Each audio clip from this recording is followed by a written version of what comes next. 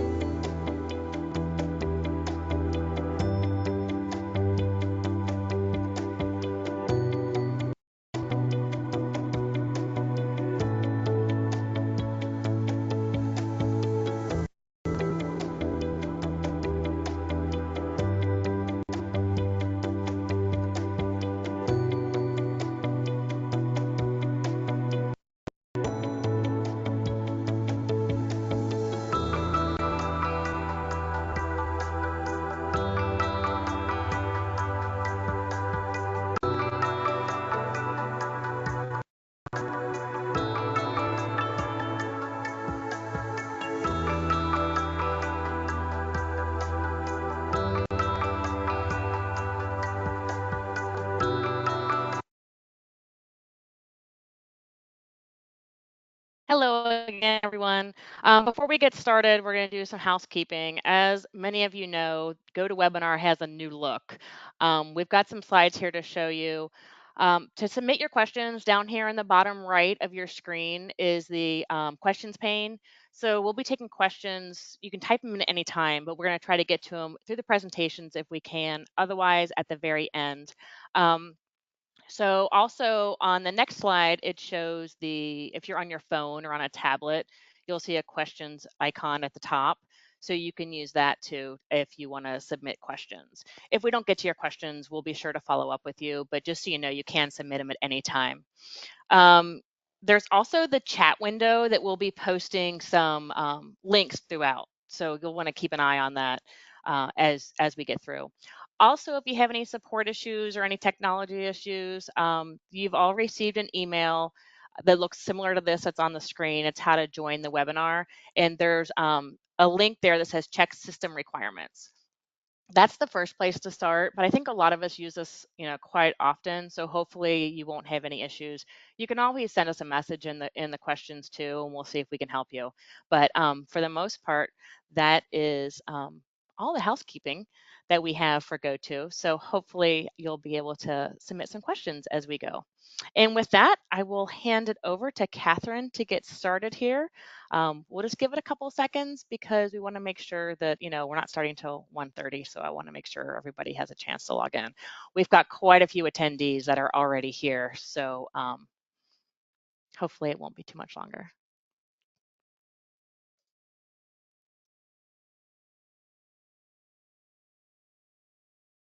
Okay, well, thank you, Jennifer, and good afternoon, everybody. I just wanted to thank you for attending. This is our second industry forum on tax day 2024. So for those that haven't done their taxes yet, I do apologize. But as we promised at our first industry forum, This forum will be to focus on the district needs. So the agenda includes a brief update from OEM. It'll be very brief. Then we'll jump into the district presentations. There'll be a short break, I believe, after after District 3, I apologize, so that everybody can have a little comfort break. Then after we finish all the districts, we'll hear from the industries through ACEC. Then we'll wrap with a few more OEM updates. And then questions and answers, closings, and the announcements about our next industry forum, which will probably be about 6 months from now. So before we begin, we're going to warm up with a couple poll questions.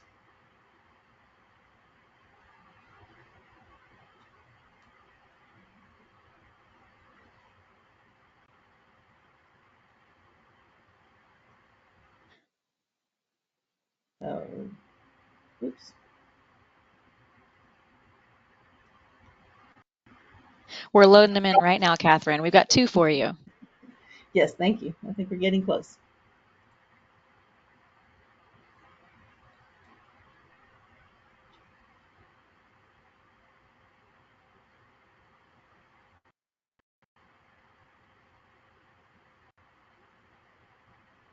Okay, so the first poll question: is your firm generally or a subconsultant?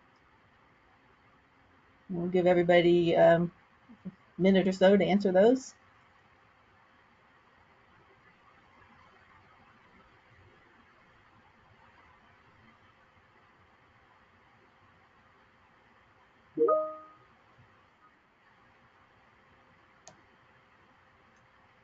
I don't know. We had to reload. To... Yeah, we had to reload it. Okay. Sorry, Catherine. So if everybody could answer this one. Not a problem. Thank you. Okay, so now if you can include your answers, that'd be awesome. Just prime or subconsultant.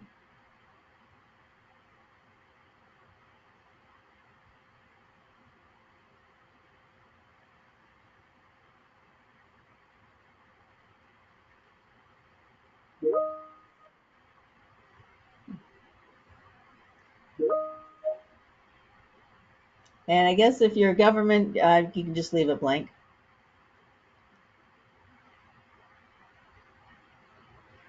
So looks like we're gonna give it one more try.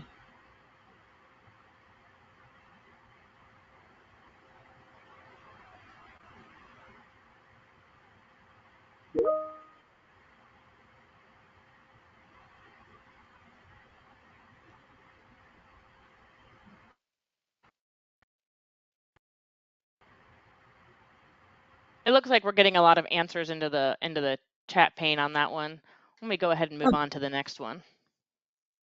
Yeah, that works. So that's why a warm up is a good thing. See if poll number 2 works.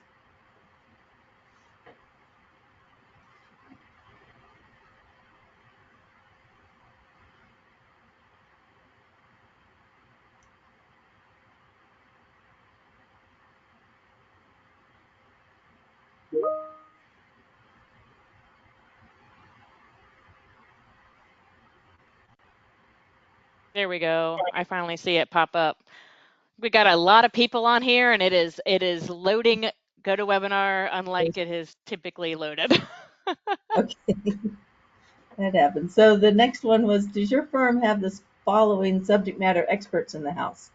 Do they have natural resources, noise subject matter experts, contamination, cultural or sociocultural resources, public involvement? We're just trying to figure out the gamut of people that might be on the call today. And we are at 40% voted, so we've got to give you a couple more seconds to get through here. Perfect. Like I said, this is one of the biggest webinars I've been a part of, so very good. So things are going slowly. So it looks like we have a lot of you guys have a lot of public involvement in natural resources. That's good. Contamination's a little bit smaller. I guess that must be more of a specialty type subject matter. And we got about 9% cultural and 12% noise. And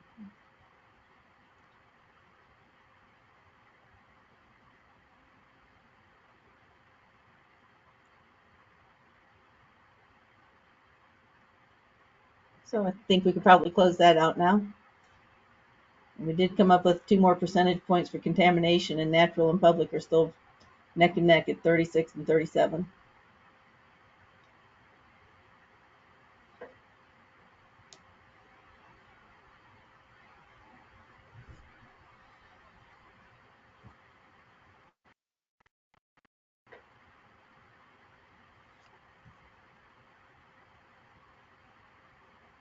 So Jennifer, am I supposed to end the poll or do you end the poll?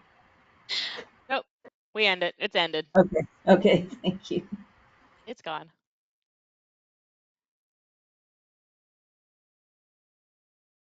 So I'm not So seeing the we're next slide. the next area is the 2023 recap from last year. Okay.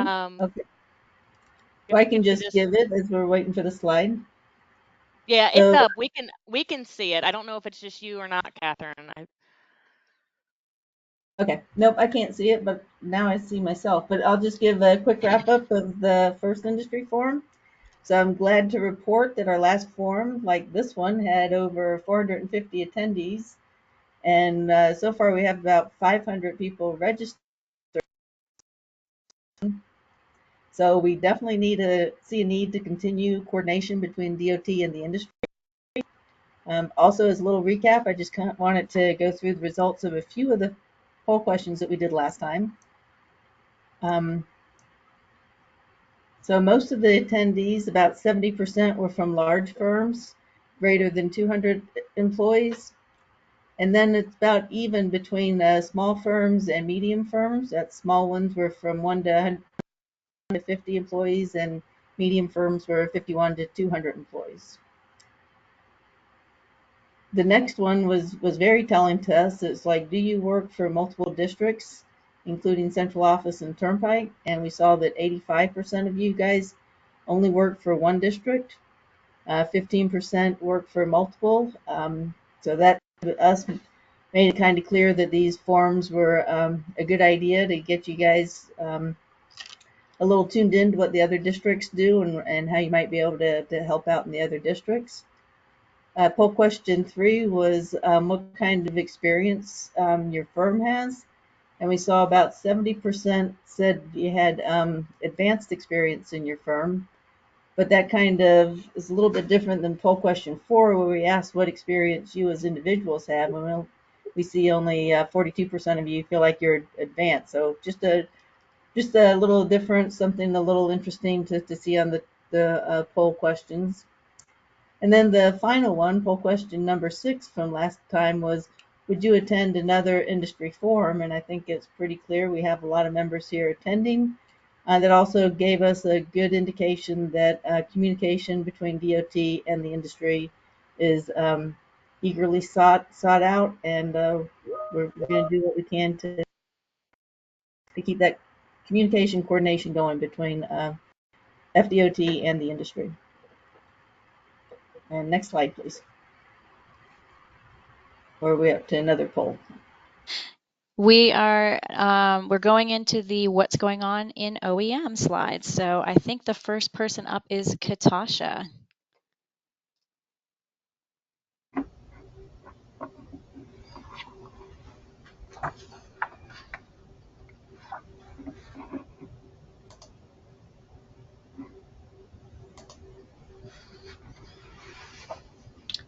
Good afternoon, everyone. We have a couple of upcoming contract opportunities that we wanted to share with you all. So I realized that there was a number of folks in the chat that said they may have multiple disciplines that their company works for, but I think at least maybe this first one with natural resources might be of interest to quite a few folks on the call. But we do have our very first sort of standalone natural resources contract that we expect to advertise late this summer or early this fall. It will be a contractual services contract or a B contract. It'll be a $2 million contract over 5 years. And some of the general tasks that you could expect in this contract would include natural resource evaluation reviews, writing updates to the NRE guidance documents that we have, developing programmatic approaches for species, or supporting existing programmatics, helping out with wildlife crossing guidelines or other data support. We have our Monarch Candidate Conservation Agreement with assurances, reporting that this contract would likely support as well, different trainings and workshops, pilot studies. So for example, environmental DNA is a big topic. We did do a pilot study in that area before, so something along those lines might be done under this contract.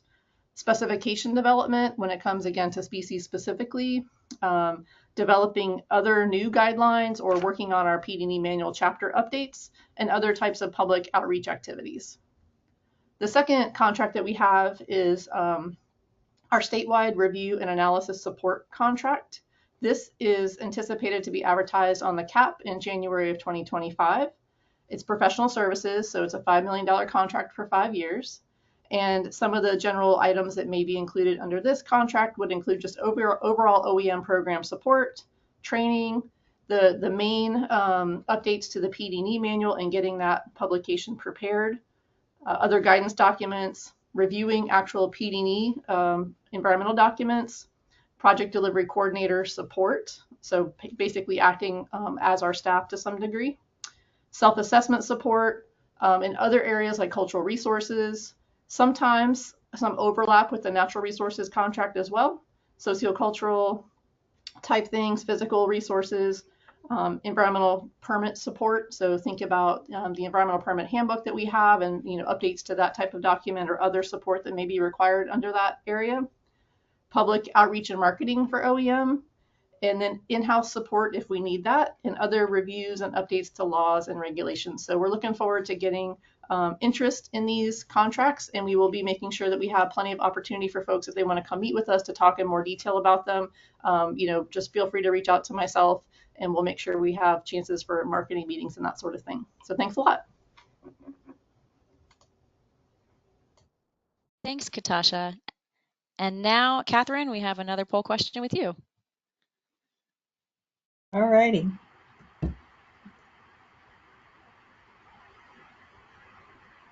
Can you see the poll, Catherine? Otherwise, I can read it out to the audience. I can, thank you. It looks like everybody's already answering that, so this is good. Amazing. So in your experience, when you pursue projects, what size teams do you typically have? And small, medium, or large? It looks like so far most of you guys look for medium-sized teams. And the next is large, and then small so far.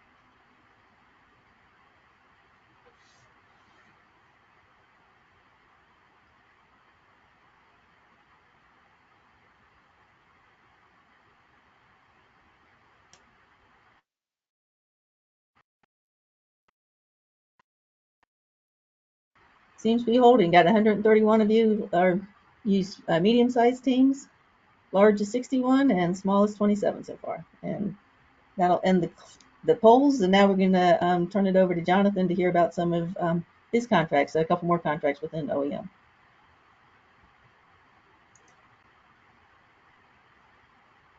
Good afternoon, and to build on the additional contracts that are coming out from OEM, we're anticipating some fall to winter release first request of proposals under the General Services Administration or GSA contracts. One's anticipated to be for the Efficient Transportation Decision Making or ETDM and Environmental Screening Tool EST support, and the other is going to be under the Statewide Environmental Project Tracker or SWEPT support. Thank you. Thank you, Jonathan. And I think we have one more poll question with Catherine. Yep, the last poll question before we hear from our districts.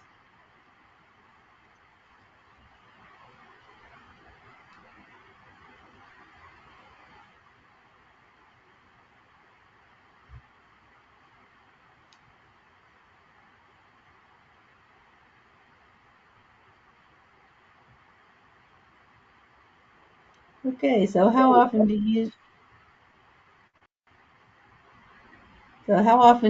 use the ETDM manual? It's a few times a month, a few times a year, daily, or what the heck is the ETDM manual?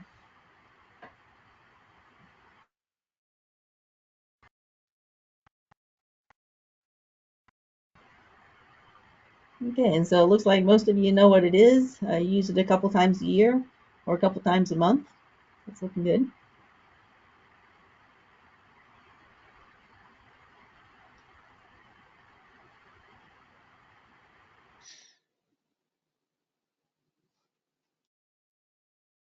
Okay, so we have still a few times a year for the most and a few times a month. And we do have quite a large number wondering what is the ETDM manual. So it looks like we have some topic for a future forum maybe. We love some honest answers, don't we, Catherine? Yes, absolutely. All right, and I think we have Jennifer Marshall with tips and tricks. Hello, everybody. I'm gonna be very brief because I know you really want to get to hearing what the districts have to say, but we want to share with you a couple tips and tricks to help you get through your submittals and work with the districts and OEM a little bit better. So I hope that you all are aware that we have checklists out there on our website for the OEM website for a variety of topics, but specifically for our Type 2 CE reevaluations and PER documents. They're a great way to make sure you have everything included in your document, and it's a requirement to have them included in your submittals when you're ready to start going through the review process. The checklists are there for your use, but please also remember to use professional judgment. So something that you may hear me say a couple of times during this presentation or this webinar is that logic. Make sure that your documents are logical, because even if you hit everything on the checklist, if the logic doesn't match, that also results in additional comments and could affect your project schedule. That's just something simple to make the review process go a little faster. For back checks, when you get comments back, especially from OEM, when you've gotten into that part of your review process, please provide responses to the PDF comments that we provide to you, and also highlight those changes in the revised documents so that we can go through and get the back check done as quick as possible. The faster that we can go through the back check, the faster you get you're able to update your documents. We can get to approval, move on to the next very exciting project. Another just thing we want to highlight is with purpose and need. There are sometimes little adjustments that are asked to be made between ETDM and PD&E for purpose and need. However, we're not wanting to add whole new element to purpose and need between ETDM and PD&E. That's an actual change to your project. And that's something that we would need to discuss in more detail and have some meetings about, et cetera, et cetera. So just to keep in mind that, some minor editorial changes may occur. These projects go on for a while. However, we definitely don't want to add whole new elements to that purpose and need. And then with our NREs, we've heard you. We've heard that you are seeing some more comments in the NREs. And I'm going to go back to what I said about the checklists and using your professional judgment and logic. We have guidance for the NREs on our website. Very much encourage you to use that, but also make sure you are being logical in your explanation of the determinations of effect, so that we can just make sure, nope, effect determinations, I'm sorry, so that we can just make sure that what we're giving to the agencies, et cetera, just it makes sense, just to keep it simple. So next slide, I think I have one more. To introduce the districts. So I want to thank Siobhan and Jen for all of their time and effort, and very excited now to get to our districts. Thank you, Jennifer. And first up, we have Florida's Turnpike Office with Rax Young. Rax?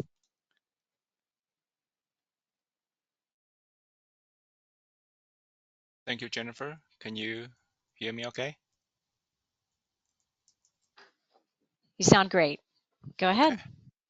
So my name is Rex Jung. I'm a project development engineer for the Turnpike. And so we'll kick off the district presentation.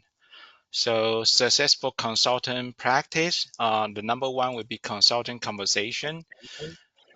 We all know that the project cannot be successful if it's not managed effectively. So to ensure the project is progressing as planned, and the regular two-way communication, either weekly or bi-weekly, will be a foundational best practice for successful project management, especially between the department PM and the consultant PM.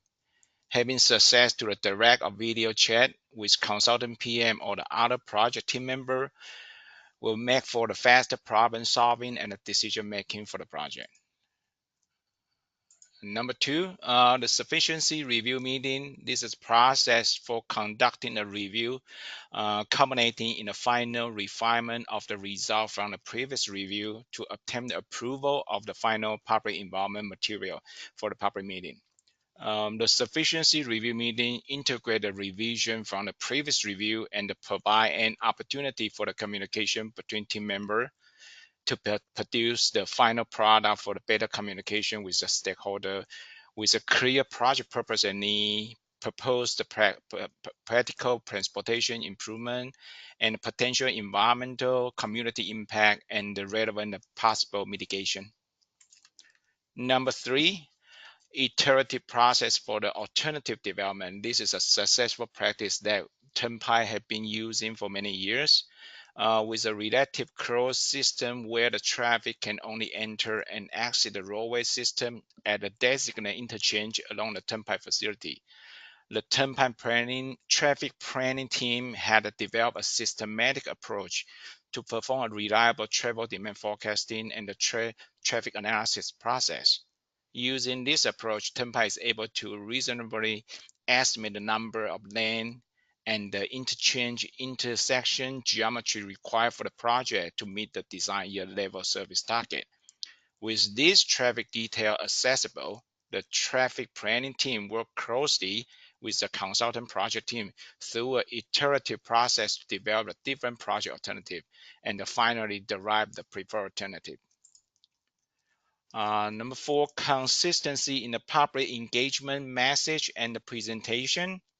The Turnpike internal team has met together regularly for the purpose of delivering the consistent message and the presentation for the public involvement, such as the public meeting notification template, rules for public meeting participation, notification board setup at the plaza, etc.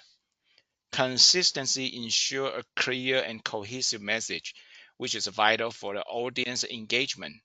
Establish a communication tool and following it constantly helps to build trust and foster the good relationship. The last bullet point, meeting the stakeholders' need and the vision to garner the support and foster collaboration for the public initiative is essential to identify and engage stakeholders with different views, perspective, interests, and opposition. Overcoming hurdle for the proposed transportation improvement involve engaging skeptics, balancing competing interests, and the effective communicating the project benefit. Although this practice is not a guarantee for the proposed improvement, but we have been seeing successful examples using this approach for some controversial projects for Turnpike in the past. Next slide, please.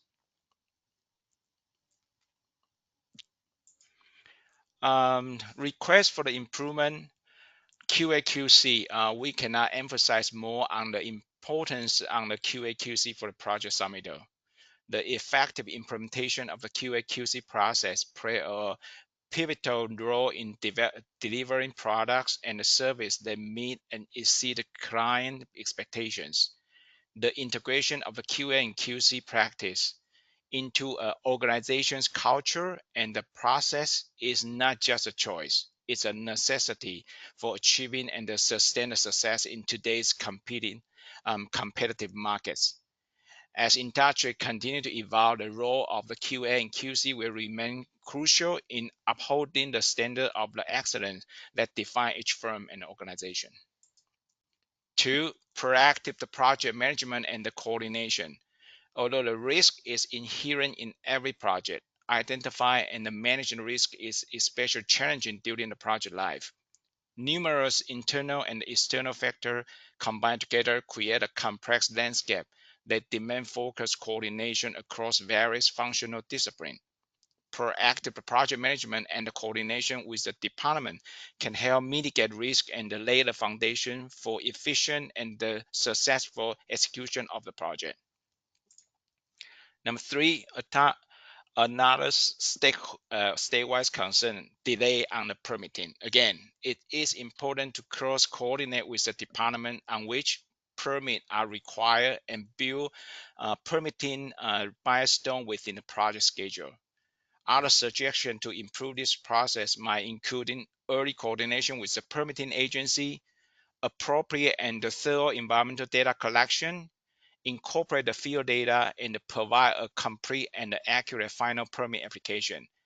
The goal is to make sure that all permits should be clear prior to the production. Number 4, realistic step hour estimate.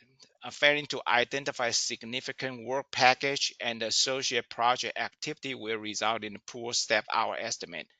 In addition, the wrong assumption lead to poor estimate as well. Have the subject matter expert who have done the work before to render the estimate. They have the most knowledge and experience about the task, resources, and the dependency involving in the project.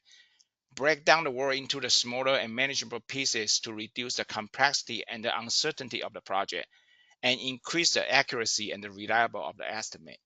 We are looking for the realistic step hour estimate, which can reflect the scope accordingly instead of meeting the project budget displayed in the project advertisement. Next slide, please.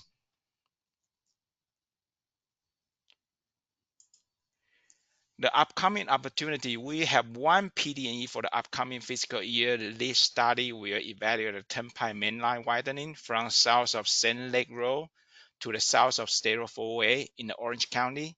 The scope will also include the evaluation of potential new interchange and I-4 interchange improvement.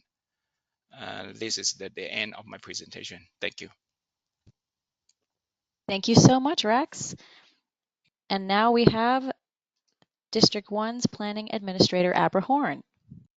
Hi, I can't agree more with all the things that Rax reviewed just a moment ago. So I'm going to start off by saying we are so lucky here in District 1.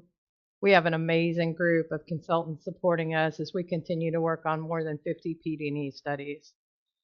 Most of them have more years of experience assisting District 1 than I do. The successful practices listed here are examples from the teams that we already work with. That being said, we are always welcoming new consultants to come work with us and share their expertise. District 1 is continuing to seek opportunities to enhance quality while adhering to schedules. All of the things that Rax said about schedule and quality, I couldn't agree with more. Across the department, we're focused on working with communities that we work with to address transportation concerns. And most of what I would like to see going forward, and we have seen be successful in the past, is focus on how we deliver those messages and how we integrate the local communities in our decision-making process. Also, we are kind of pragmatic in District 1, but we also appreciate innovation and design suggestions. When that makes sense, when it is the best solution, as Rax pointed out, an iterative process can really help us identify the best solutions. And most importantly, we track risks in District 1 on a monthly basis, whether that's a risk to the project or a risk to the schedule. We want to report out on that at all of our progress meetings. Next slide, please.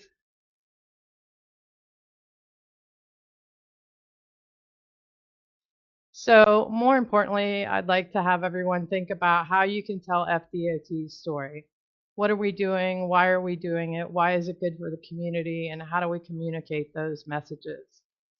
In addition, our requests for improvement include proactively scheduling species-specific surveys and taking that into account at every progress meeting. Talk about that. Make sure you have all the subject matter experts attending your progress meetings. Quality goes without saying. We're looking for higher quality documents, proactive problem solving, planning your communications. Make sure that when we go out and meet with the community that we're going where they're already going to be, because that's so much easier than us trying to attract them to a meeting venue that we've identified that works for us. And so the pictures on the right are examples of where we've gone out in the community. We've done pop-up meetings. We're looking for innovation there as well. And next slide, please. So upcoming opportunities in the district, I'm going to go over 3 of them. These are on our procurement website for District 1. So looking for execution in July 2024. This is FPID number 452680-1. This is State Road 78 from west of US 41 to Veterans Parkway. The next one is looking for execution in September. This is FPID 445408-1 and -2. This is US 98 State Road 700 bridge over the Kissimmee River. And this is a PD&E with design. It's ad number 25108. And last but not least, we're looking for FPID 442404, execution month of 2020, October 2024. This is through downtown Lake Alfred, 1792 one-way pair. We have 1.7 million for phase 22 and 9 million for phase 32. With that, I'll hand it off to the next group. Thank you so much, Abra. Moving right along, we have District 2 with Terry Newman and Michael Brock.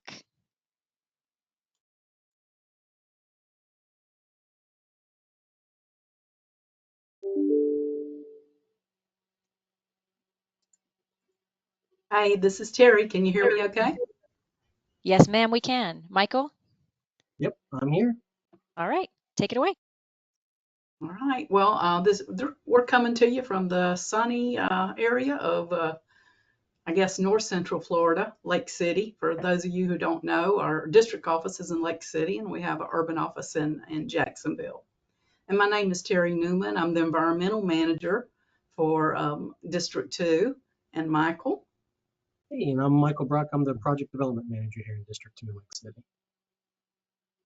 So we're going to tag team on this a little bit. So try to maybe hold it as more of a conversation with you instead of maybe bullet items. And therefore, I might skip something. I might go back to it. Who knows what's going to happen. Anyway, successful practices.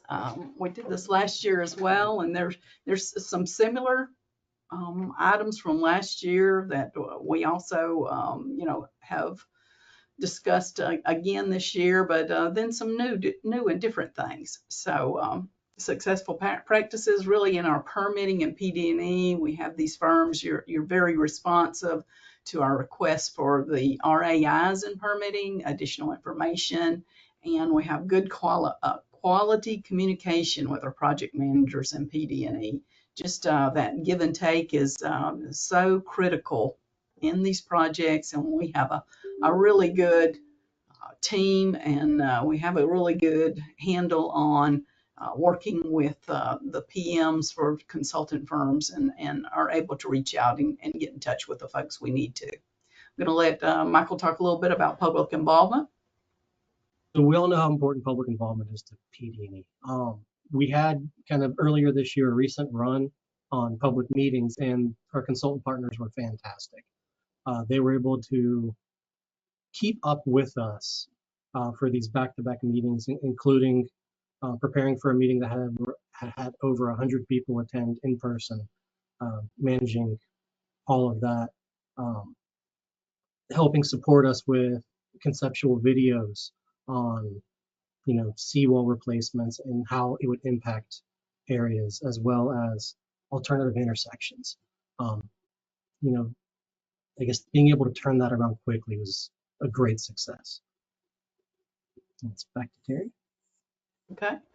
And another area is our district-wide contracts. We have a number of those that cover various environmental services. Our overarching one that kind of provides support for all types of different activities. And of course, we've got a cultural resources contract, ETDM contract, contamination contract, and I think because of the relationships and the consistency we see, we have such great communication, very reliable. The quality assurance, quality control is consistent with minimum revisions. And again, that's something that develops over time. So we understand the issues with that, but you will see when we talk a little bit further about improvements. That's something that we can all focus on later on. As far as consultant, another successful practice would be the direct communication between our environmental staff and consultant environmental experts. We need that one-on-one sometimes. So maybe the PM in the engineering side, wants to relay all that information. We understand that they need that. They need that support, and they need to know what's going on. However, sometimes the direct contact with our environmental staff is so much better and eliminates that confusion, increases that consistency, and has less revisions in the sub-reports. Next slide, please. Request for improvement. One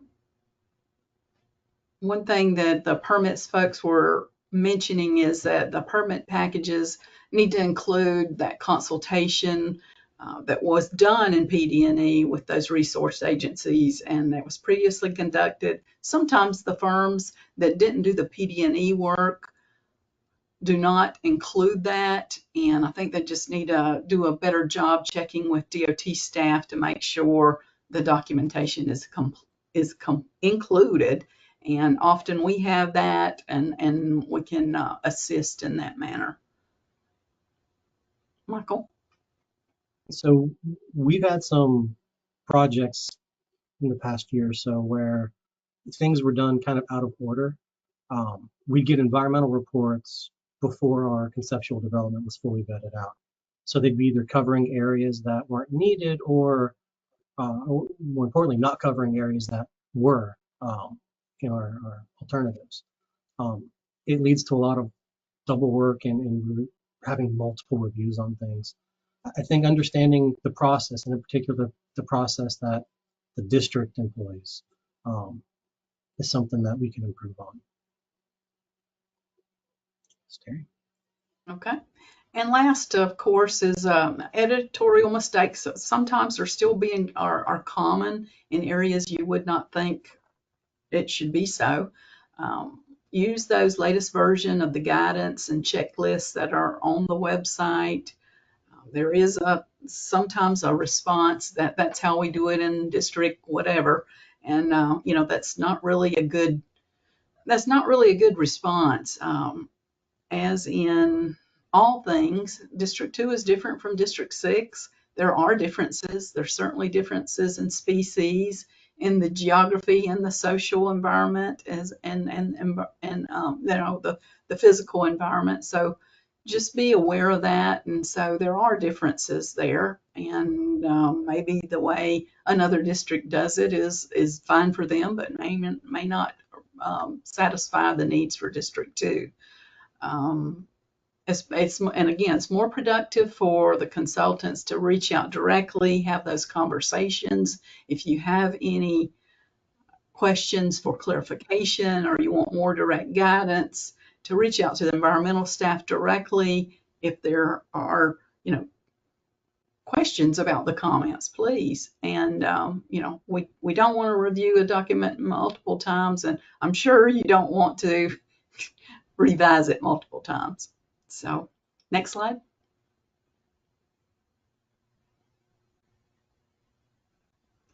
So when it comes to the upcoming opportunities in the district, the cupboard looks kind of bare this year. We do have 2 district-wide contracts coming out, set for advertisement later, in our cultural resources and our contamination ones. We're also always looking for opportunities on our existing projects to include things like wildlife crossings in areas where they make sense, or any resiliency efforts we can add to a project.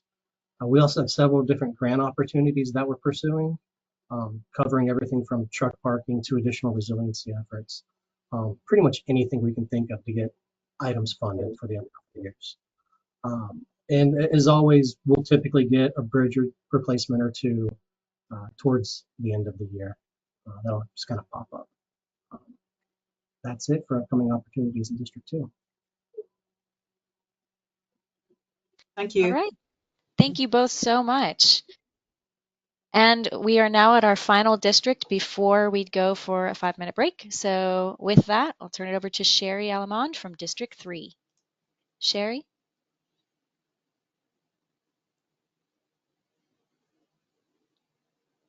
Oh, Sherry, you're on mute. Go ahead and unmute for me. Sorry. No Good problem. afternoon. I'm Sherry Logman, the PD&E Project Development Manager for District 3. I would like to thank all of you for being here today, and I appreciate the opportunity to be able to represent District 3 in this forum. Today, I'm going to talk about successful consultant practices, requests for improvements, and of course, our 2025 consultant acquisition plan.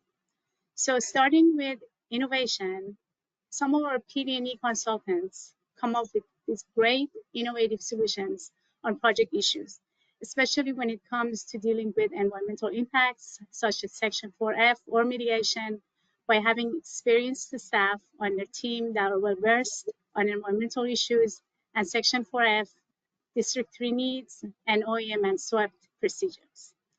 For example, one of our consultants has taken a proactive approach in consultation with SHPO prior to preparing documentation to save time and prepare a document that has a better chance of receiving concurrence. Some of our consultants have out-of-the-box innovative solutions on intersection control and modifications to provide alternative ways for accommodating left-turning vehicles, such as median U-turns along some of our PD&E projects. And some have innovative roadway design ideas to address the needs and interactions of users, including motorists, pedestrians, bicyclists, transit users, and freight handlers.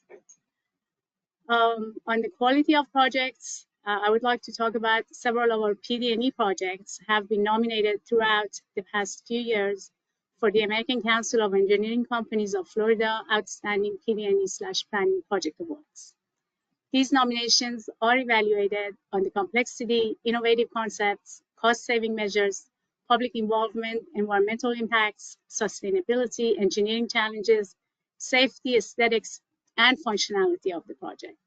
So this year, our State Road 297 PD&E has been nominated for the ACEC Outstanding PD&E Project for District 3. And I would like to express my gratitude and congratulate our hardworking consultants for this great achievement. As far as customer service and teamwork, our PD&E consultants are in constant coordination with design staff, consultants, and other departments to make sure there is harmony in carrying out the different tasks and activities to achieve the department's objectives efficiently. On one of our projects, we have PD&E roadway design and a bridge replacement happening concurrently. On one project, we have and then all members, consultants, and DOT staff involved have done an outstanding job by being a great team player, available, and providing useful information and feedback. They're also collaborating with design and other departments on the solution to a major intersection along the project. After reviewing the needs in the area, potential serious impact to right-of-way and traffic numbers, we were able to omit major changes at that intersection. When it comes to problem solving, each PD&E project presents different and unique challenges. Our experienced PD&E consultants are ready and equipped with experienced staff and tools to face these issues heads on. On one occasion, we were able to find a great solution for the Florida Power and Light parcel that was being impacted by our capacity project. On another project, we updated the proposed typical sections in several areas based on input from design. These updates will align the PD&E and design once the PD&E phase is funded. So the following are direct comments from some of our project managers. Our consultants are very resourceful. When 2 or more projects are in the same vicinity, they schedule their work to save on mobilization costs. They're very organized and use great time management. They can communicate technical jargon into layman's terms. They're very knowledgeable in their field of work and thinking of alternative solutions when dealing with Section 4F or mitigation. Next slide, please.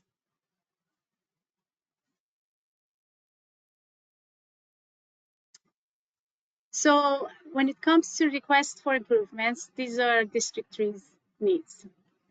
Responsiveness.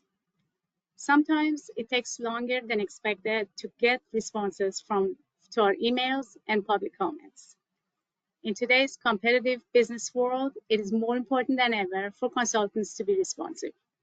We would like to be able to reach our consultants quickly and easily and expect to receive prompt responses to our questions and concerns. Acknowledging our needs or concerns will let us know that we are not being ignored. The issue that we have been dealing with a lot recently is when important staff, such as project managers, leave the company. This can make a huge difference to product we receive from our consultants and can have the potential to have a negative impact on our production schedule. On one occasion, we had one consultant with multiple staff leaving the firm due to a recent merger. For a whole week, we did not know who the new project manager or point of contact would be. This created a lot of uncertainty and lack of trust with a firm that we have been working with and trusted for years. In this type of situations, it helps when the consulting firm notifies the FDOT PM of the upcoming change in a timely manner and works with the department to ensure the individual leaving is being replaced by someone that the department feels is qualified to proceed with the demands of the contract.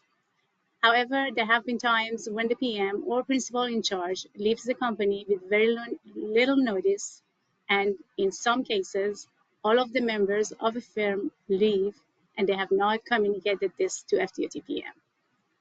Also, with some consultants, we have the issue of taking on too much responsibility and not relying on the experience and expertise of the staff and sub-consultants. When we select a firm for one of our contracts, we are not necessarily selecting the firm's name, but rather the individuals that make up the firm.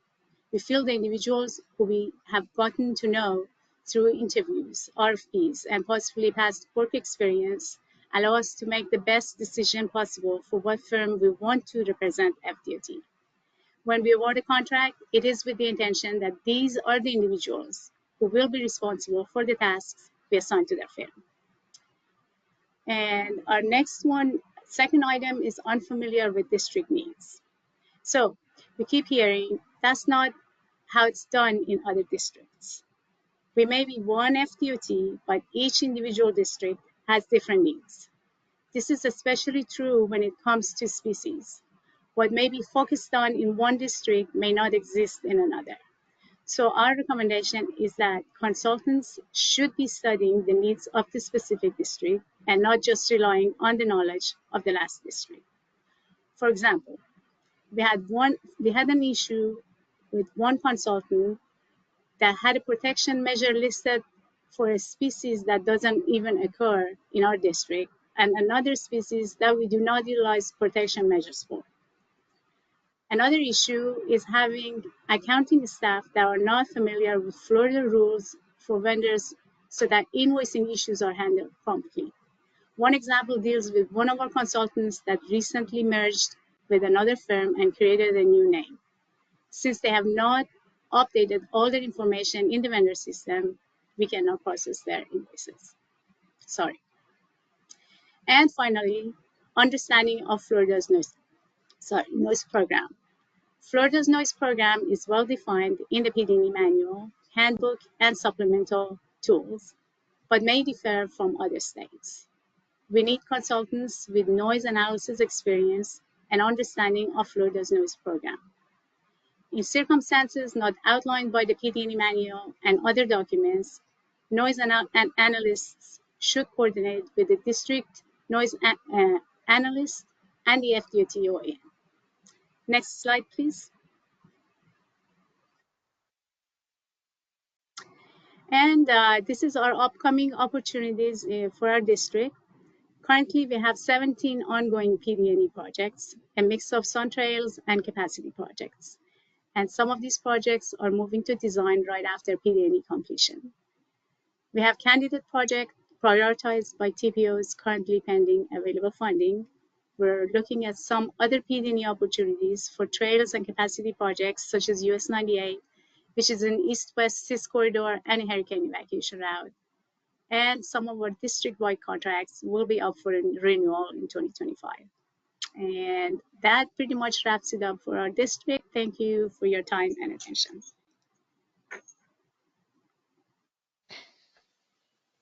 Thank you so much, Sherry, and to all of our districts that have presented so far. Right now, we're going to take a 5-minute break. So it is now 2:20. We will be back at 2:25. Thanks, everyone.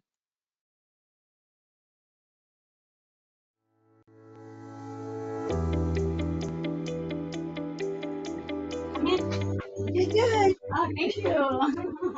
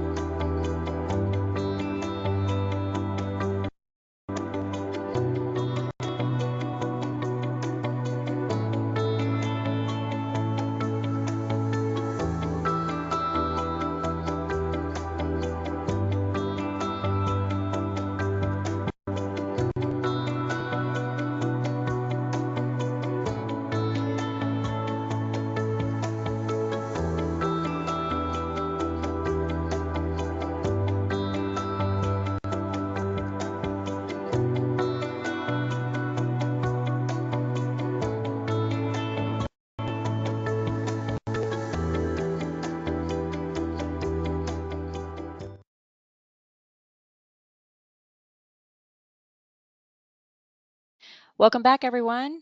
So we are in the second half of our partnership focus section, starting with District 4. So Hesa, take it away. Hi. Yes. Hi, good afternoon. I'm Heisa Sosa, Project Development Manager for District 4, and we're going to go over the successful consultant practices. So the first one is teaming, presenting staff resources. We do see when we have a new consultant team on board or a technical review committee, they bring a lot of redundancy and they have a good team where we can work even when they have staff changes or vacancies. The response time has been very good for District 4. The quality of visuals, the 3D renderings, the concepts, the visuals for public involvement, for the most part, they have been very good quality. The quality of the engineering analysis, they provide very good engineering analysis. We have comments, but we haven't seen poor engineering analysis where we're like redo the whole engineering. The direct communication with FDOT support staff. We have in District 4, they're able to contact any staff member. They don't have to go through the project manager, and that keeps the work flowing and the questions are answered in a promptly manner. Using QA/QC checklists. Sometimes the consultants have their own internal checklists, and other times they use the department provided ones. Having monthly project meetings. District 4, we have monthly project meetings, and that's been very successful at keeping the project and the schedule, and also finding upcoming milestones or any issues that are pending. So by meeting every month, we're able to keep things on track. Next slide, please.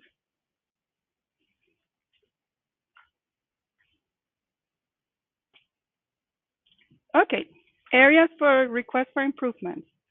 So quite often when we have consultants presenting their ideas, we find a lot of innovative ideas and approach the project, and they present opportunities to keep this on schedule. And then we're missing following through on those ideas, following through with the consultants on the ideas presented or on the schedule. So there's a little bit of room for improvement there. The scheduled discovery meeting with FDOT project manager and support staff within the 2 weeks. That's another one that is not always being done. And sometimes not all the staff is being invited. So that's something we're working on. As soon as the notice to proceed is received, schedule public kickoff meeting and develop the project website. That's another area for improvement. We have found that sometimes a few months go by and we don't have a project website. We want the project website to be the first thing to be developed, and then schedule the kickoff meeting and work towards work backwards from the kickoff meeting. And following up on that, when scheduling public meetings, work backwards, right? So we have a target date. We have meetings with the MPO in between. So we still need to improve on working the schedule backwards and making sure the meetings that are needed in between now and the next public meeting are being addressed. So we are not rushing to get the MPO meeting. That the consultant should follow the MPO agendas and then be able to prepare for the MPO meeting that has to occur prior to the public meetings. Next slide.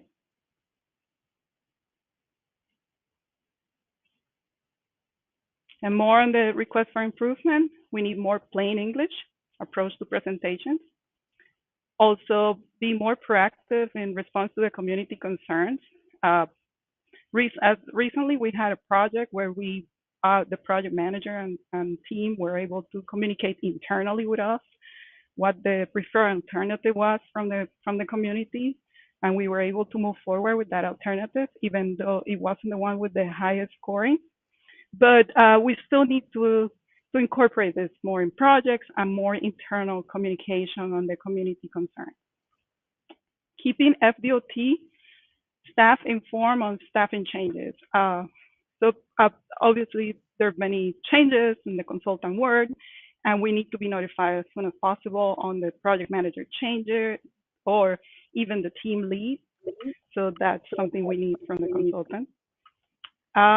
Work on documents and SWEP uploads as work progresses instead of waiting for critical milestones. So we ask consultants to any document that is ready, please go and upload it on the web and keep uploading as the project progresses, and not wait until, okay, there's a deadline approaching and then we're going to upload all the documents last minute. And the QA/QC process, even though we mentioned it's going well, it still needs improvement. Next slide. So currently at District 4, we have 9 projects ongoing, and then these will be 5 upcoming projects. We're also providing support on 2 off-system projects where they are being administered by local entities, but District 4 staff is providing support. So the upcoming opportunities in the district is State Road 820 Pines Boulevard at Flamingo Road. That's coming up in August. And then we have I-95 south of Southwest High Meadow Avenue to State Road 70. So that would be 2 segments, and it would be awarded as 2 contracts. So not one consultant will get this whole section. It will be 2 contracts. The consultant may have one of the sections and another consultant for the second section. Then we also have I-95 from Indiantown Road to Southwest High Meadow Avenue. And this one, we will have 2 contracts. We will have one section for the Palm Beach. There's the northern end of Palm Beach County, and then we'll have Martin County and another contract for the northern section of Martin County. Okay? Yes. We may award 2 contracts on this one. Okay? And All right. thank you. Thank you so much, Hesa. Thank you. And now District 5, represented today by Casey Lyon. Hi, good afternoon, everybody. I'm Casey Lyon. I'm the District 5 Environmental Manager, and I'm happy to be here to talk during this forum, and just want to say how grateful that District 5 is for our consultant community. So some successful consultant practices that we have experienced in projects over the last year, and I'm going to use some project-specific examples, telling the story. So we are building 2 secant walls, one in Volusia County, one in Flagler County, to protect A1A. And this has been kind of controversial in the last years, but our consultants on the project, they told the story. They told the background history. They explained the issues, the needs, examined potential solutions, and explained why one had more merit over another to the stakeholders. They listened to the stakeholders to, gather community input, and we built the community into the success of the project. Number 2, focusing on a concept and engineering solution that can be readily implemented in design. So our LPGA Boulevard, this is an interchange project. Our consultants found a creative concept to solve our project need, which was really focused on extremely high future traffic demand. They found creative solutions, and we selected an alternative that has a signalized turbine interchange, which is the first kind in the US. Having in-depth knowledge and experience in both PD&E and NEPA. For our truck parking projects, our consultants worked efficiently through the NEPA process to deliver 5 environmental documents. So that was 1 for each truck parking site. They overlapped phases, had efficient OEM coordination, built consensus, had a robust public engagement, and kept the project oriented towards funding opportunities so that we could accelerate not just the development process, but also getting these sites constructed. Number 4, partnering with communities. Our consultants on 2 of our projects, State Road 426 and Nova Road, created community-centric projects where we had coalitions that proactively partnered and engaged with communities to identify issues, the needs, develop direct solutions, gain community input, to create these projects that the community could champion and make an impact in terms of spot safety improvements within the specific constraints of triple R projects.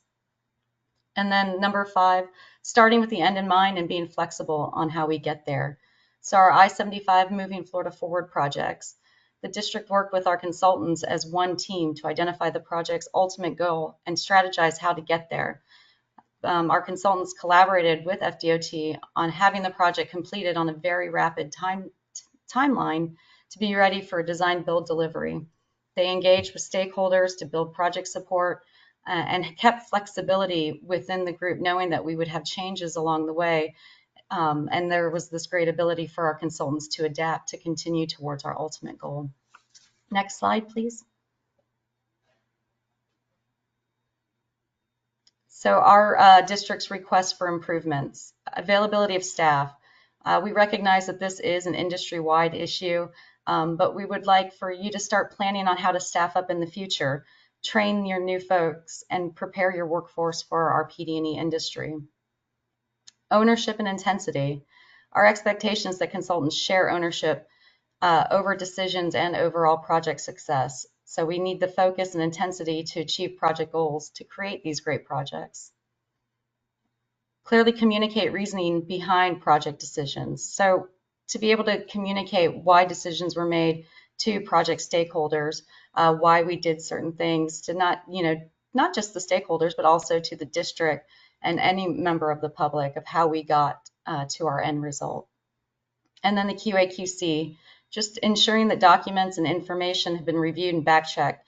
This allows for quicker district and OEM reviews and more complete documents. So learn from your firm's other recent submittals as common comments get made by reviewers, and to provide districts consistent results, products across projects.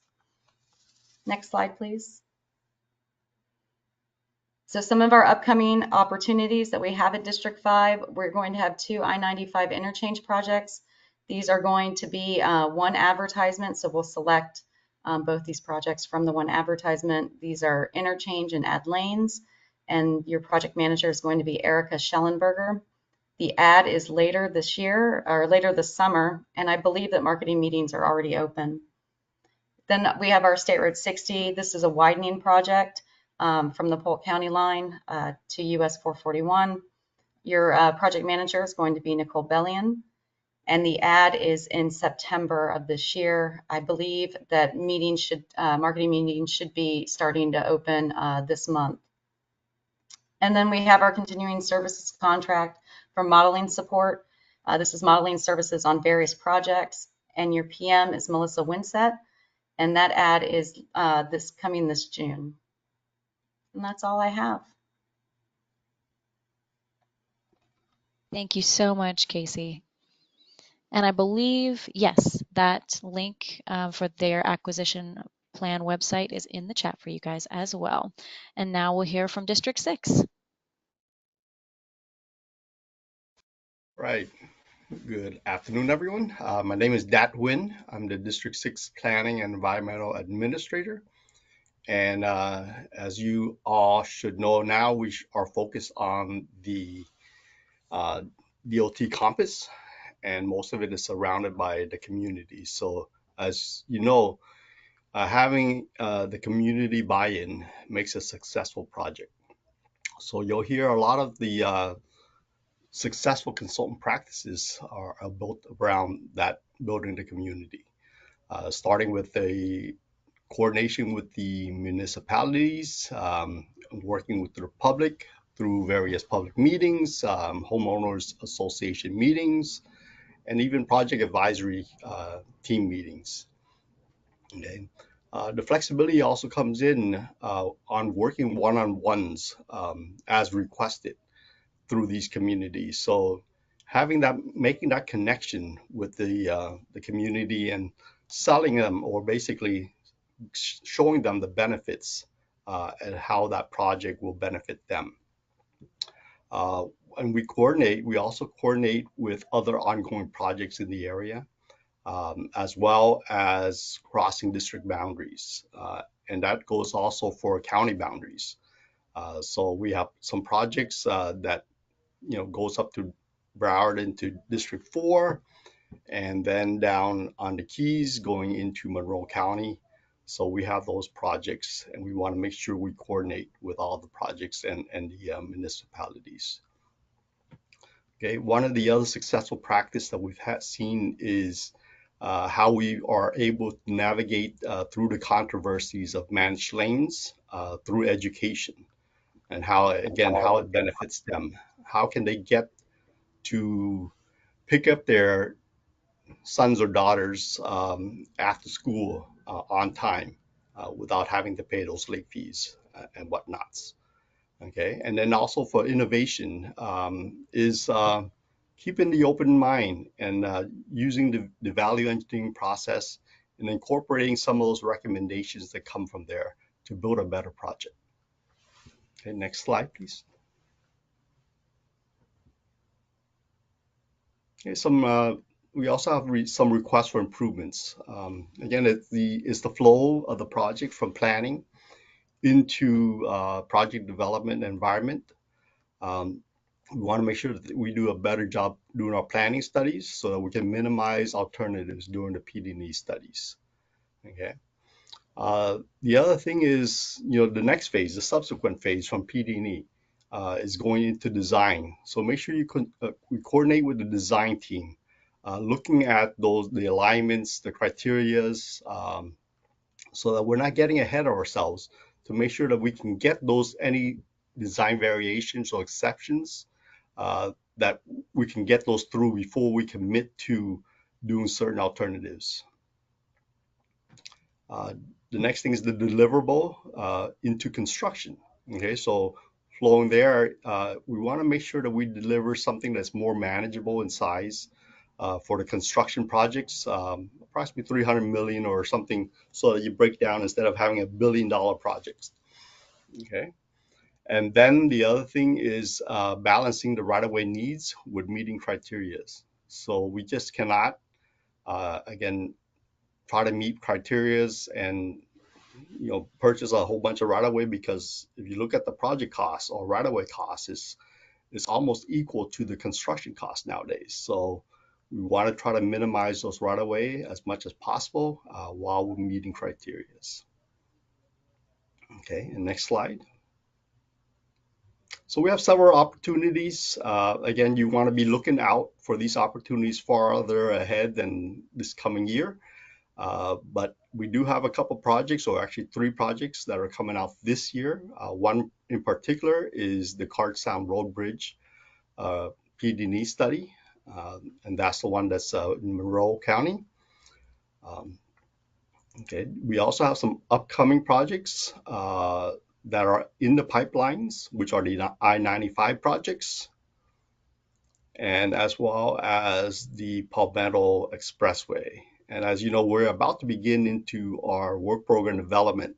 So some of these may move, but keep tabs on these projects. And then the last project we have here is the Lehman Causeway, having a shared use path, PD&E. And then I have one more that I did not list here, is we have a district-wide PD&E consultant contract coming up soon. So, and that's it from District 6. Thank you. Thank you so much, Dat. And last but certainly not least, we have District 7 with Kirk Bogan. Good afternoon. My name is Kirk Bogan. I'm the environmental management engineer here in District 7, and we thank you for joining us this afternoon. I won't hold you long, but I want to go over some successful consultant practices here in District 7 that we have experienced here in District 7. And the first is a willingness to prioritize workloads to accommodate fast response projects.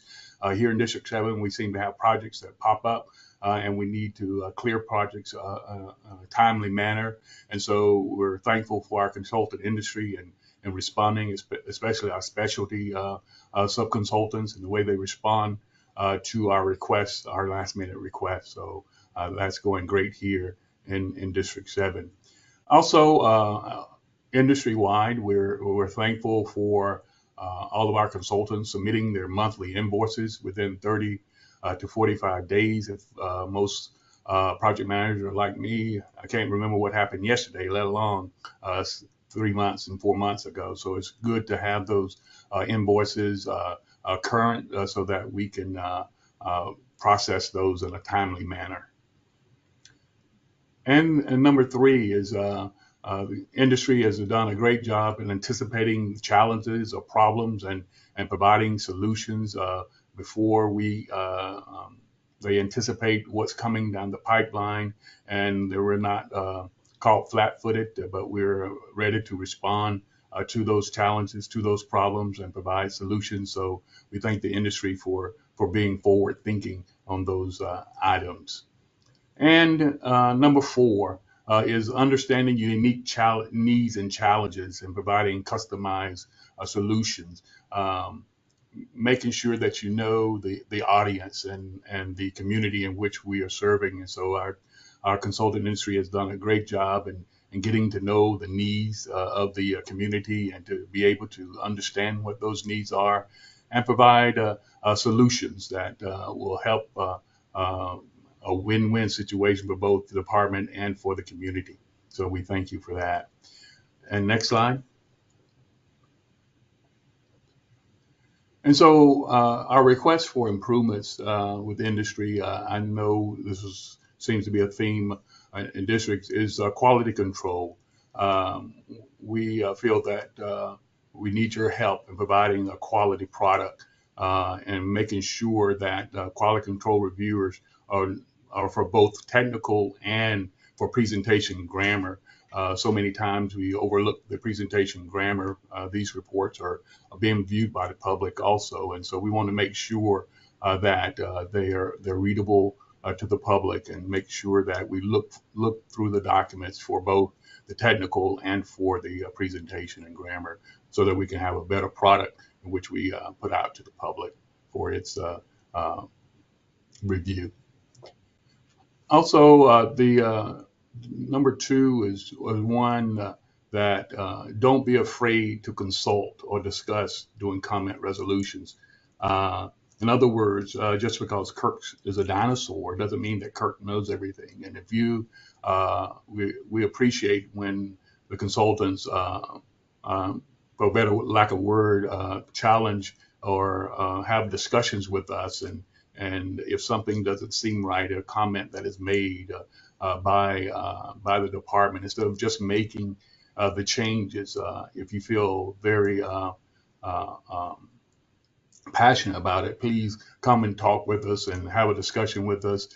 We don't bite, and so just come and have a great conversation with us so that we can move forward in the project. And number three is make sure that the templates are up to date. We are seeing a lot of examples of firms that are using old projects that they've done years ago, and sometimes the regulations have changed and things have changed in the industry, and those are not reflected. I know sometimes we like to recycle, but make sure that we update those templates before we submit them to the department for our review. And as you've heard from a couple other districts, just be aware of district preferences. We are one DOT, but we all have our quirks. Anybody that knows me knows what my quirks might be. And so just make sure that that you are aware of what the district prefers, especially on the checklist when it's optional on those checklists. Just know what the district that you're working in prefers. In our case, what District 7 prefers. Everyone knows that Kirk likes a small document, as small as possible, and so just making sure that we get the product that we prefer here in District 7. Next slide. Upcoming opportunities here in District 7. We have a US 301 from Moccasin Wallow Road that starts in District 1, I'm sorry, and comes into District 7 to 674. Sometime in fiscal year 25. We had an opportunity, we had a desire to do these before, but we could not get it on our cap plan. And so we're looking to do that sometime in late fiscal year 25. And the next couple of contracts, we have two contracts, continuing services. I put those on there, even though they're fiscal year 26. Because I want the teams to be thinking about who you're going to be teaming with to provide us what we need. This is our true continuing services contract, and we need to get you thinking about who you're going to team with to make sure that you have the best team to provide us the services that we need. This is a comprehensive continuing services contract, anything PD&E in this contract. And so please, we look forward to that because we know with continuing services contract, they are not renewable. They're 5 years. And so we're looking for those two to become renewable there in fiscal year 26. And this next one, we are not exactly certain when this will, you will see this on our cap. It's the Ayers Road extension from US 41 to near I-75 in Hernando County. We're currently doing a feasibility study on this corridor. Parts of it will be on new alignment. And so stay tuned for more information about this Ayers Road extension. I call it the Ayers Road extension because we had an Ayers Road extension, and now this is an extension of the extension. So thank you. Look forward to working with you in the future.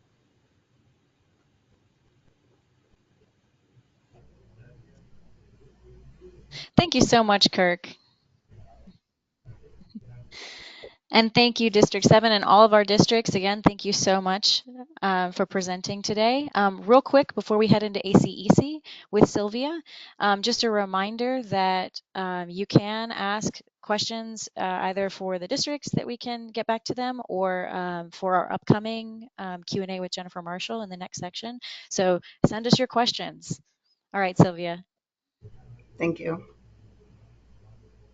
All right, you can go on to the next slide. Great. Good afternoon, everyone. My name is Sylvia Beltry with Artura Group. I serve as the co-chair for the ACEC PD&E subcommittee.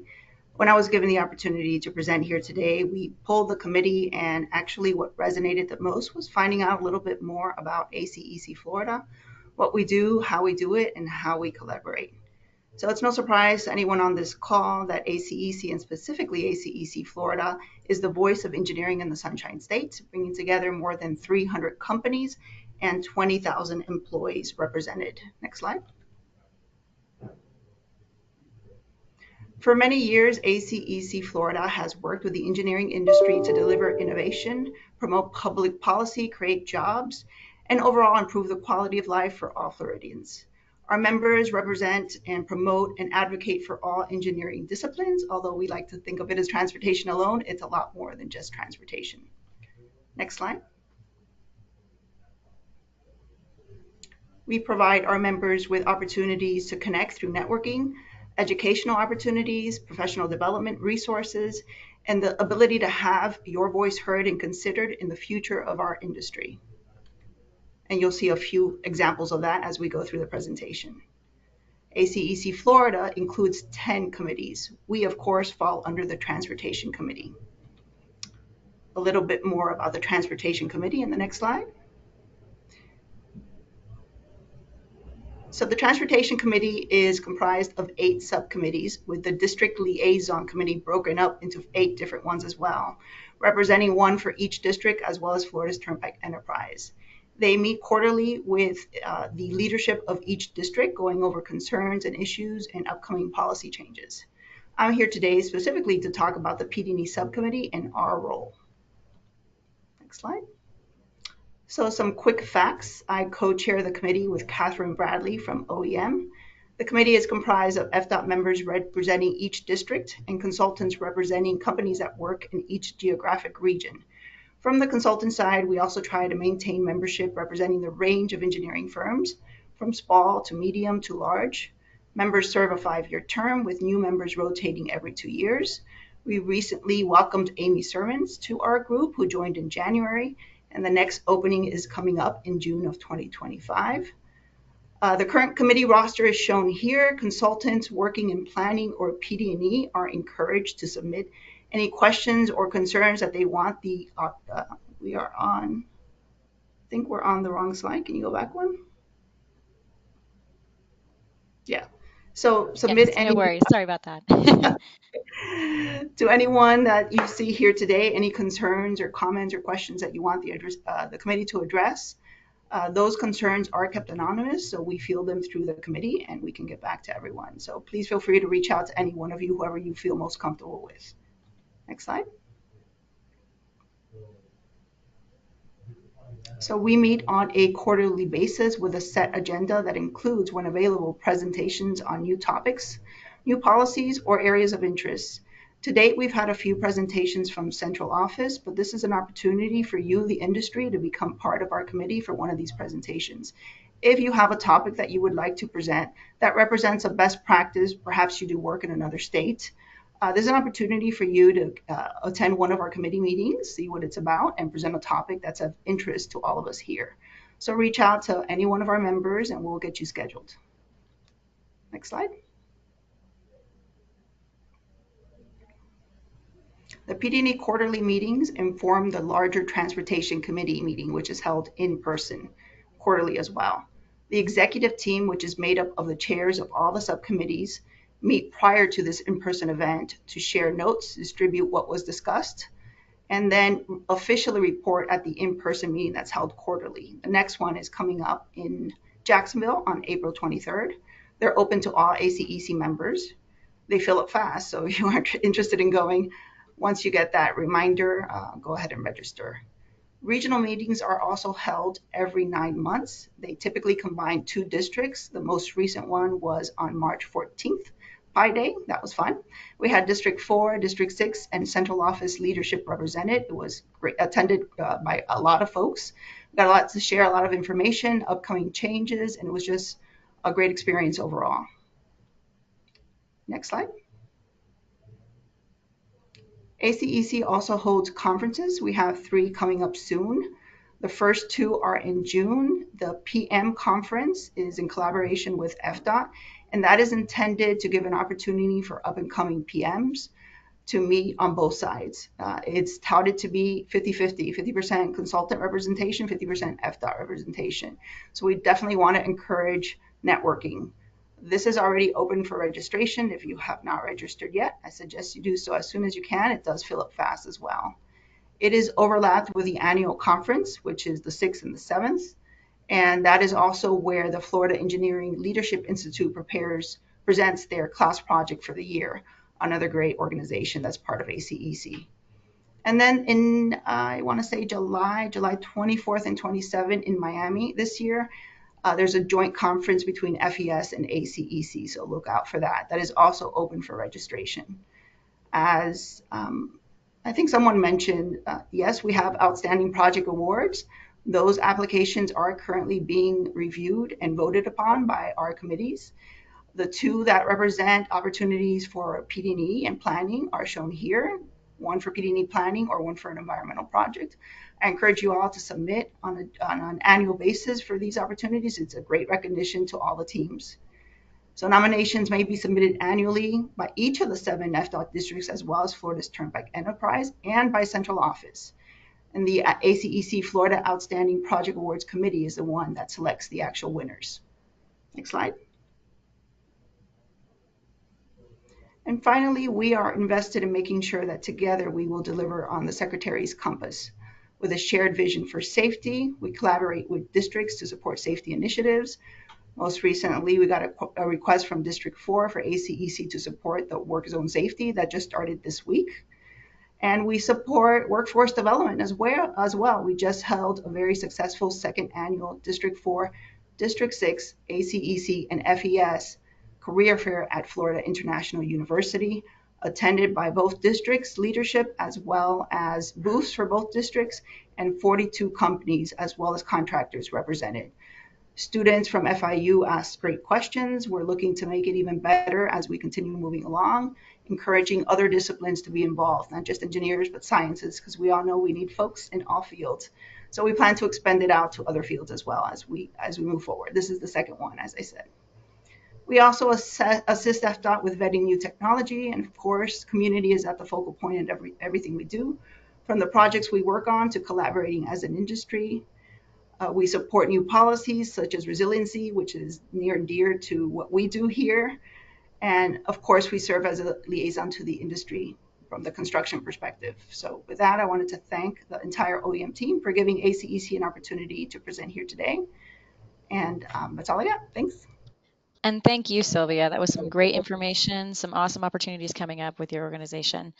And before we start with the Q&A and you know, winding down the forum here, just wanted to remind everybody to stay till the end. OEM has some fun announcements.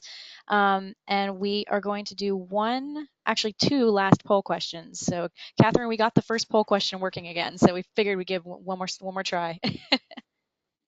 Sounds great. Okay.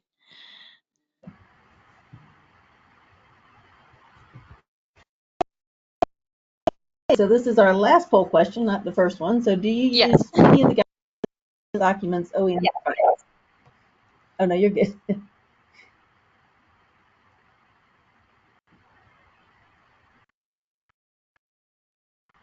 Okay, I see a lot of always and a lot of sometimes. That's encouraging. And for just a reminder, those can all be found on our website. So if you ever want to go through our website, look under documents and publications.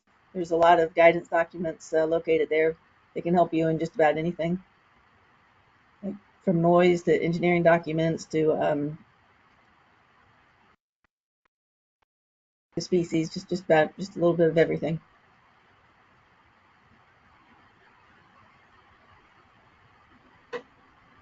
Awesome. We got some great responses. So let's try that poll question number one more time. There we go. Okay, I'm not seeing it just yet, so if you want to go ahead and read it. Yes, I certainly can. Looks like I'm fighting the urge to like announce it like a race. It looks like it's prime consultants at 79% that's edging out, and sub-consultants at around 21%. Let's see what we end up with.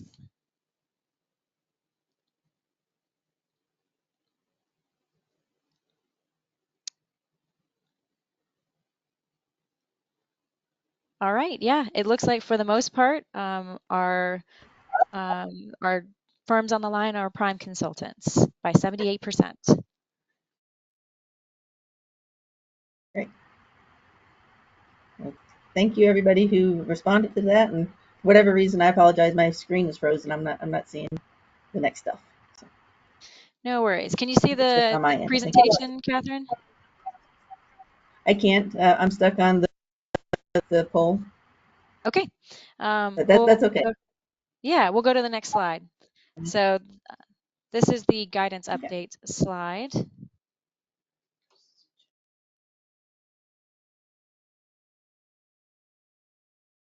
If you'd like, Catherine, I can go ahead and just cover that.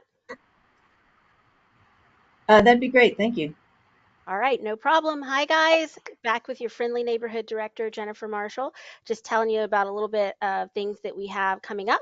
And we have two PD&E manual updates that are coming up. We're shooting for July on both of these. So July 2024, we have some minor updates coming to the PD&E manual, mostly to bring us in a line with items from our 2023 self-assessment, the upcoming ETDM manual, update, and some of those items include some clarity for planning consistency, for instance, a clarification of the timing for class of action.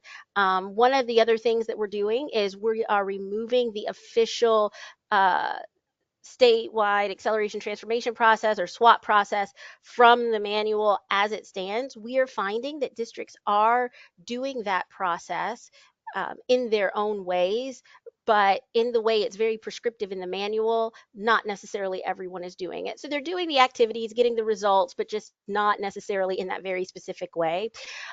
Plus, to be very honest with you, most of our design and operations folks still think of SWAT as PD&E and design overlap.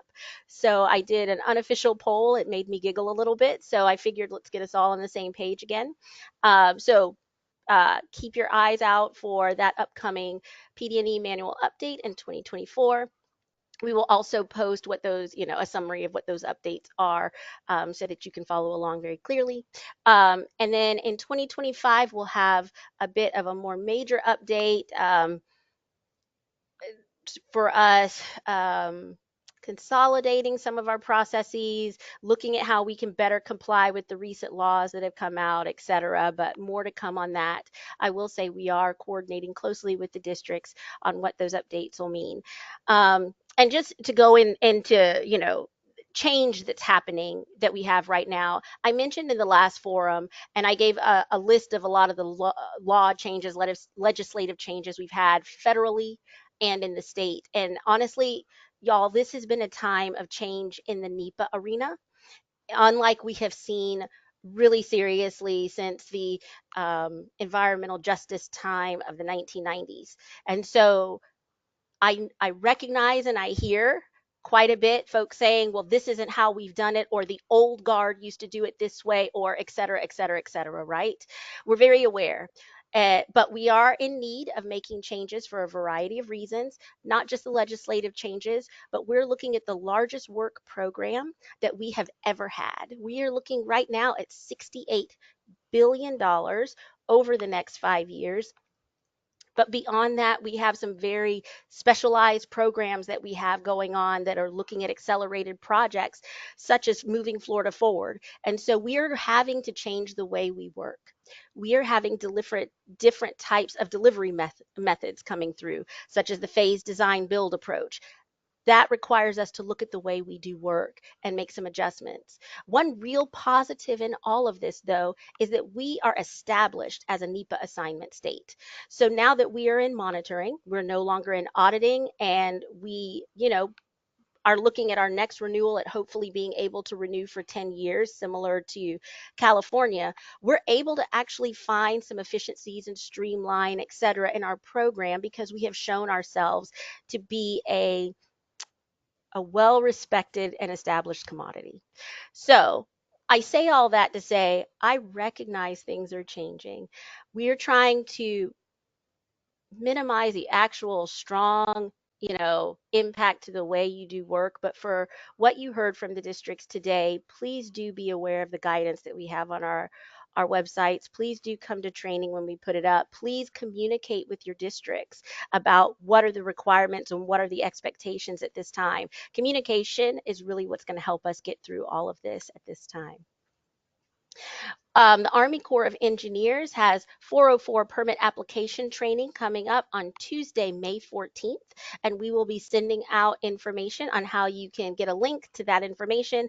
As you all know, we have had some changes in the 404 arena. I'm not going to go into the details of that right now, but we are very pleased with both of our partners in the 404 arena for all the support that they've given us and the communication. And we especially appreciate the Army Corps stepping in to help us make sure that we can preserve our work program at this time.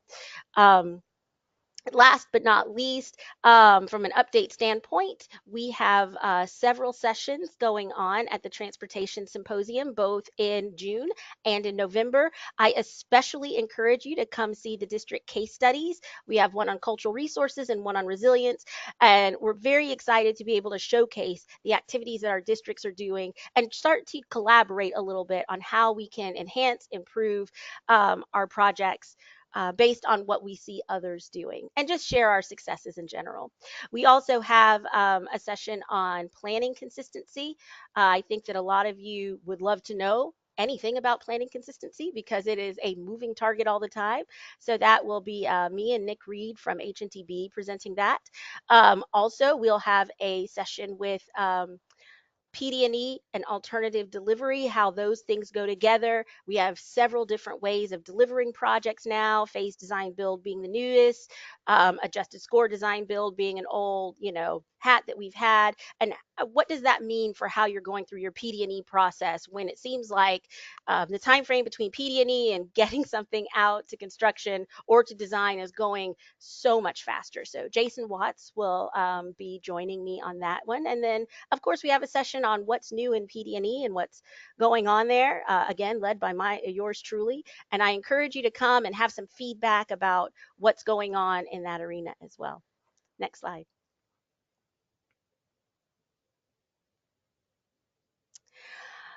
Our website is scary sometimes. We recognize that. But I want to recognize Lindsay Rothrock in our office, as well as the Adkins team, for helping us to make some great enhancements to our website. We're trying to work through over the next year a pretty big redesign of our website to make it more user friendly for all of you, especially since we keep sending you there for different information. But right now, the cultural resources page has been updated. We are so excited about the progress that we've been making in cultural resources. They have a story map talking about a lot of the work that we've been doing with our curation project, which is absolutely amazing.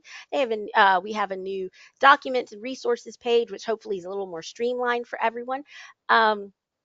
And we're very proud on our homepage that cultural resources and environmental management was featured in the second Florida in Motion video cast with Secretary Perdue. And I really want to thank our cultural resources team here in Central Office, as well as Ian Pond with District 2 for all of the hard work they put into making sure that we were represented as environmental professionals so well in that presentation. And the secretary was pretty impressed. Just to add on to that, we up here in Central Office have been given the opportunity to put together a museum, if you will, of the artifacts that we're curating.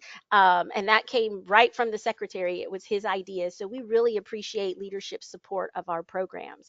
And finally, another item that I just want to highlight is we celebrated Archaeology Month in March. We held an open house here in Central Office, and these kind of outreach events are very important. I mean, we work hard, we play hard, but we also got to get out there, as several districts said, and tell our story. And we have a variety of stories to tell. And so our cultural resources team, again, put together this amazing open house. We, from the work they've been doing on Archaeology Month, the Florida in Motion, video cast, etc., we have gotten solicitations from people interested in working in the cultural resources arena in our state. So we've had 3 interested parties reach out. We're seeing what we could do with that. And I just want to say, though, that when there is a cultural resource team shortage nationwide, we here in Florida are encouraging people to look at us. So just want to say that, so proud of all of the work that we do in environmental management.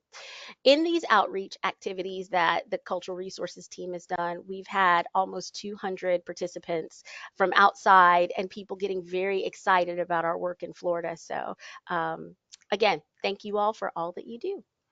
Next slide, please. Before we go into the Q&A corner, I do want to mention one other thing. I want to give a specific shout out to Katasha Cornwell in our office, Brent Setchell in District 1, for their work on helping to develop our panther conservation plan. It's one of the first in the country. We have gotten support from our NGOs on the development of the conservation plan because it was DOT initiated, not another regulatory agency initiated. And I really do want to recognize Katasha for her dedication and commitment and creativity to doing such a great job to help us move forward, not only in our projects so that we can move through consultation faster, but also strengthening partnerships and showing that we, the Florida Department of Transportation, have a commitment to our communities, whether they're our natural communities or our people communities, or what have you. So again, great job to our environmental professionals for all the wonderful work that they do. So Jen, I know you're here to pepper me Yes, with questions, and I'm ready. I am. I am. Actually, we just put the link in for Katasha's the Panther information that you had. So, And I'm just anyways, saying, folks on this call, this is truth time, so give it to me. I'm ready. I can take it. okay. So one of the questions we got is there's a lot of these bigger environmental contracts coming out, but some of the firms don't have like the engineer or the planner. They have a lot of environmental people that work there. So how do they go about getting these, getting on these jobs or going after these jobs? Is it going to be part of the BDI program eventually? do you have, that's obviously a discussion to be had. So I will say, I think first and foremost, that if you have some contract thoughts and discussions, it may be good to talk with your ACEC representatives and see how we can bring this up a little more organized to have a discussion. I can speak from our OEM contracts. We do have a B contract coming up for natural resources because we have a need for very specific expertise, and the B contracts don't require pre-qualifications like you were just describing, Jen. So that's one of the reasons that we looked at that for us. The other thing I can also say is that teaming is very important. One of the things that I know you've heard as a theme with the districts talking today is that we don't have a lot of people. And no one is expecting any one firm to do it all on their own. And so teaming, I think, is more important than ever for the support contract that we have coming out at OEM. We are encouraging a variety of firm types in that partnering, not just a bunch of big firms. I would also say that I wouldn't have all the little firms get together and just have a little country to do the contract with too, but just a good variety of large, medium, and small firms when you're pursuing these contracts could actually help you in the long run. I don't want to speak for the districts. I will just speak for us that we would appreciate that range of expertise. So we can have more contracting talks, like I said, but maybe it's better if we direct those through ACEC and see where we land. That's a great idea.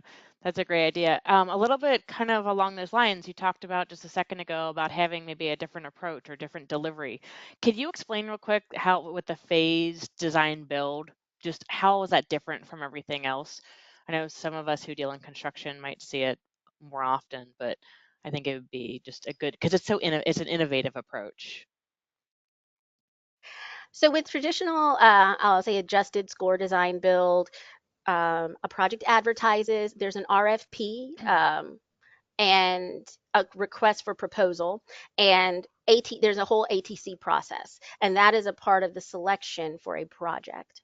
And then when we go into design build, if you're not aware, there are some new guidelines for the materials that need to be provided, the level of plans that need to be provided for assurances in a design build contract. With phase design build, it's a little different. First of all, there is an RFQ.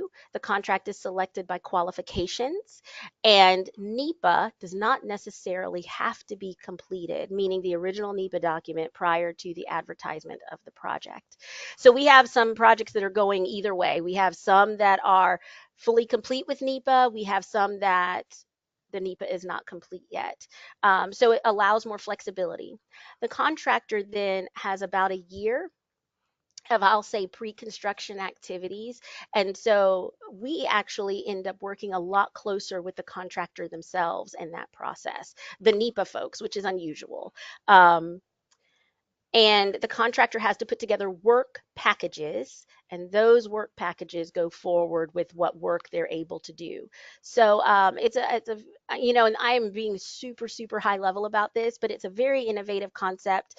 It really allows our area to get a little more integrated into the results of the project rather than being so far in the beginning as we have been before. But I very much encourage you to come to the symposium and hear us talk about it, and then you'll get all the details. I'm just saying. And what was the date of the symposium again? Did you provide that? I did not, but I'm I'll going to put guess that in off the the top link. of my head that it's June 13th and 14th in Hollywood, and maybe it's the 11th and the 12th of November in Orlando. And I may be one day off on all those dates. I'll say June in the chat. Thank you. That would be And good. then speaking of the chat, we had a question about the cultural resources story map link in your chat. If you cannot see it, it should say FDOT's Histories Mysteries as the name of the story map when it comes up. But if you cannot see it, I would recommend trying a different browser because I just double checked the link. So yeah, try a different browser or try it on your phone because it is really neat. I would take a look. And we do not have any other questions that have come through in the chat. besides just those few about the contracts. But I'm sure that you have something else you would like to talk about. There was a comment actually, if we wanted to talk through that real quick, and then Jen, I know you have stuff to. No, that's okay. Please, what's the comment? The comment says that it may be beneficial to invite MPO staff to any and all future PD&E trainings and updates so that they can better understand the requirements and how some things have changed or how the process is changing.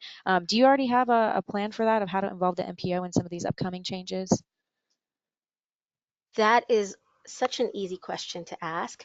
Um, um, Actually, we do work closely with our Office of Policy Planning, who are the typical liaisons with the MPOs. We'll take that under advisement to make sure that the MPOs are, and we'll talk with OPP to see if we can get a better communication about educating them more about what's going on with NEPA. But I would say that when we have trainings, et cetera, um, we're pretty open to everyone. So local agencies that are doing discretionary grants, uh, LAP or MPOs or whomever, if you see a need or you're working with a client or the district see a need, please feel free to share that information because we just simply may not know everyone or have the latest information about everyone that should be present, but we definitely want to make sure that we're capturing the biggest audience that we can. But helpful to know that there's already a an avenue through the Office of Policy Planning. So thank you for that. So I did see some of the counties had joined the forum today. So that's really good news. What's the best way for them to be able to get the information when you are doing updates and when you have trainings? Let me find out. And I say that because I don't want to obligate the district staff to anything in advance. And I also want to make sure that someone else isn't funneling this information. So let me take a look and see maybe the best avenues for us to get information out, and then we'll get back to everyone. What I will say though is even our local partners, welcome local partners who are on this webinar, you can always go to our OEM website as well. And we have training posted there. We have our resources posted there. We have our contact information posted there. So please do use our website as a resource, even if we're not getting information completely out. Also, Contact Mailer is an excellent resource. We typically use that for all of our training needs. That's what I was thinking. I was thinking the contact mailer would be good for anybody because then they can get all the information and kind of filter through it as to what they would need. So I think you need to check environmental to make sure you get our stuff. Okay, yeah, and we just had somebody put in the comment, I don't know if you saw this one, Siobhan, that they got a notification of this webinar by being on the, I don't know if it's considered LTAP or LTAP mailing list for local technical assistance programs. So that's a great network. You know, there's a lot of things are spreading. So that's great. Yep. So, and that's the last comment we received. So. Well, I just want to really just thank everyone who's participated today. I want to thank all the districts. It is, as I always say, a pleasure and a privilege to be able to be the director of OEM and to work with all our wonderful districts and their staff. Statewide. I want to thank all of you from the consultant industry and our ACEC partners who joined us today because we understand we completely could not complete our work without having partnership with you. And we do hope that these sessions that we're having are helping to bring us closer together and help us work more effectively and efficiently in really just amazing circumstances, right? Florida has, from our standpoint, we have the second largest workload, only second to California. So we're exceeding even Texas, especially in a NEPA standpoint. I won't speak to anything else, but I'll say from a NEPA standpoint, California, Texas, and Florida are all NEPA assignment states, and we we're up there and we're making the magic happen. So we can only continue to do that if we work together and work together cohesively. So like I said, I appreciate the time and the effort that the districts took today, and their candor and honesty and sharing with you what their needs are. And we have coming up, the next forum will be industry centric. But before we get to that, one of the things that I'm sure you've all heard is about QA/QC. I'm sure you hear that in your district meetings. I know you've heard it during this presentation today. So we want to try to work to bridge the gap on that item a little bit more. So we are thinking about, well, not thinking about, we'd like to put together a QA/QC advisory group. This will be a minimal commitment, meaning that, it's not weekly meetings or anything. But we would like for you to, you know, if you'd like to talk with us candidly, because we need candidness, about how you think from a consultant standpoint you could help to what would help the QA/QC process between the consultant industry and FDOT, please send an email letting us know your experience and your thoughts to Catherine Bradley by May 10th. And then we'll look and we'll select some folks to be a part of that advisory group. We are looking for our next industry forum to be industry centric. So what would you like to talk to us about, as well as the rest of the industry? So we're asking you to send potential topics and presenters. You don't have to, just a quick summary, you don't have to send presentations or anything. To Jennifer Dorning or Siobhan Gale by June 19th, so that we can start to work with ACEC on what the next forum looks like. And honestly, please feel free to give us feedback on if you think that there's value in these forums that we're doing, or what we can do better, because in the end, we want this to work together for all of us. So that's all I have for today. If there are no other questions, I'll turn it back over to Jen and Siobhan for anything closing, anything that's coming up. Thanks. Yeah, thank you so much, Jennifer. And again, for all the districts that participated today, just as a reminder, this presentation will be put up on OEM's website, to keep a lookout for that. If you cannot find the 2023 one as well, that one will be posted on the archived documents page. So, and I think that is everything. Thank you all so much for being here today and attending our Spring 2024 OEM Industry Forum. Thank you.